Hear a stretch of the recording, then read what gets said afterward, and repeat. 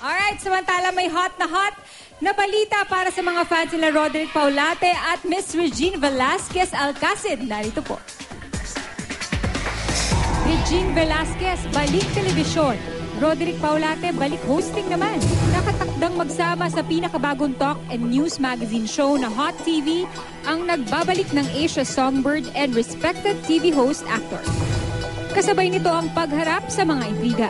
Si Ate Reg, kapansin-pansin ang mabilis na pagbawas ng kanyang timbang since giving birth. Hindi raw ito dahil sa siyensya. Ang sikreto, South Beach Diet.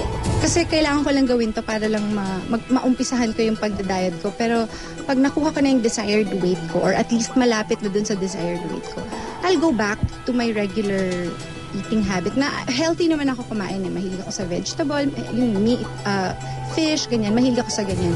Kasabay ng pagbabalik TV niya, katulad ng asawang si Ogie Alcacid, mag-a-adjust na rin daw siya sa pagtatrabaho at pagiging parent niya kay Baby Nate.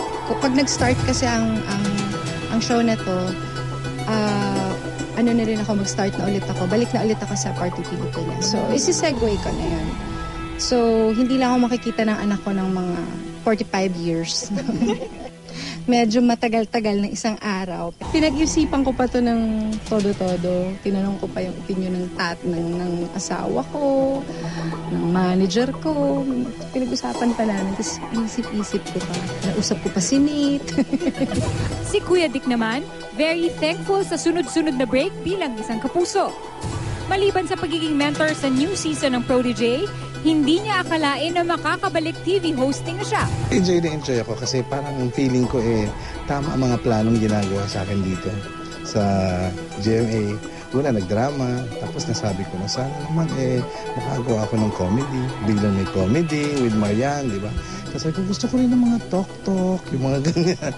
Meron naman tayo nito, di ba, Hot TV. Ewan ko ba, medyo I'm really blessed. Sa pictorial ng bagong Kapuso show, inamin nila kung paano sila na-excite sa panibagong hamon sa kanilang career. Masarap kasi makipag-usap sa mga kasamahang artista, lalo na yung kakilala mo, na pareho kami nakakaintindihan kung ano yung tinakbo ng career namin dito. Sabihin mo na chismosa ako.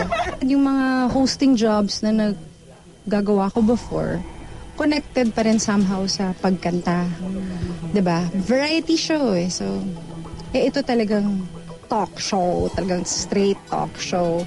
It has nothing to do with my singing. Kung kinakailangan umalis ako at pumunta ako sa lugar na yun para ipaliwanag sa tao.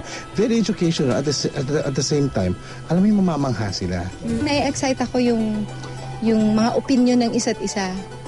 Yung tingin namin like itong isang issue na to. Siyempre kanya-kanya ng opinion, kanya-kanya, iba-iba yung tingin namin sa bawat issue, kumbaga. So, medyo exciting yun kasi malalaman nila kung ano yung mga saloobin namin. Abangan ang pagsasama-sama nila sa Hot TV kung saan ibibida ang pagtalakay sa mga hindi ordinaryong chismis. Malapit na ang mainit na pagdating dito sa GMA.